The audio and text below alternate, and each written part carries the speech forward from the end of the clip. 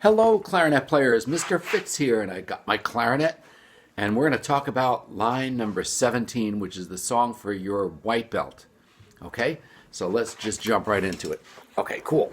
Now, the song is called Au Clair de la Lune, and it uses 3 notes and 3 notes only. And as a matter of fact, let's just review those 3 notes, okay?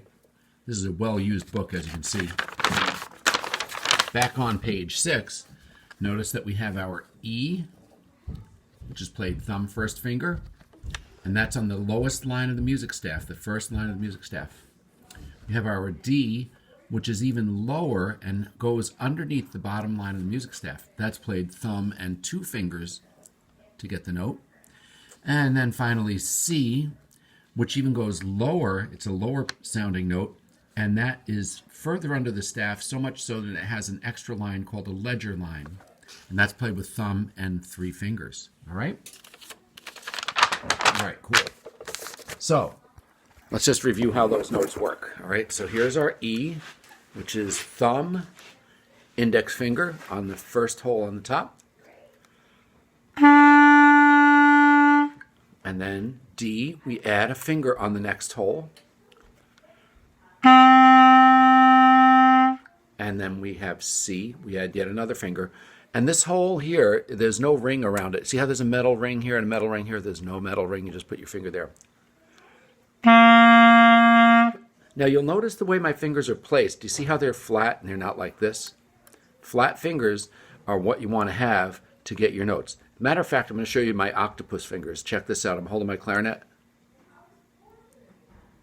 Woo! Can't see the thumb one as well. Let me do that again. I'll show you the thumb first. There it is. So you want to have the flat part, like the fingerprint part of your finger, covering those holes. And you want to have flat fingers. So do you notice how my fingers are going like this? Okay? And they're not going like this. All right, that's going to help you. And watch out for the deadly side key here. You don't want to lean on him because, okay, it'll kill your note. You don't want to kill your note. All right, so let's get started with the song. So the way we should approach it is this. We're going to look at the first 2 measures. And aside from C, D, and E, we've got quarter notes, which I hope you know already. Those are the solid notes that are 1 count apiece. We've got half notes, which are hollow with a stem, but those are 2 counts apiece. And then we've got a whole note, which is 4 counts. All right?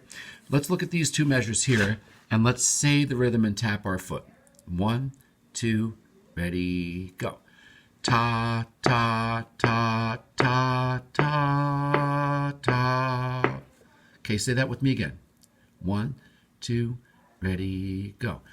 Ta, ta, ta, ta, ta, ta. Now, if you need to stop the video and practice that a couple of times until you can do it just like I did it. All right?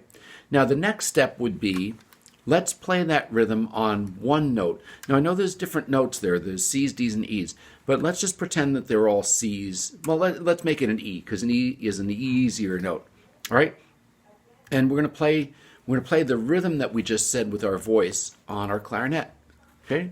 Here I go. 1, 2, ready, go.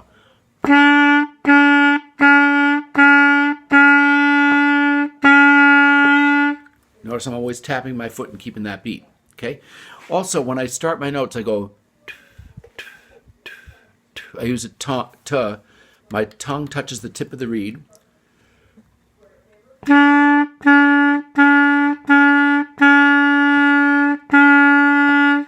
Okay? That's important because that will really help you to get nice, clean sounding notes.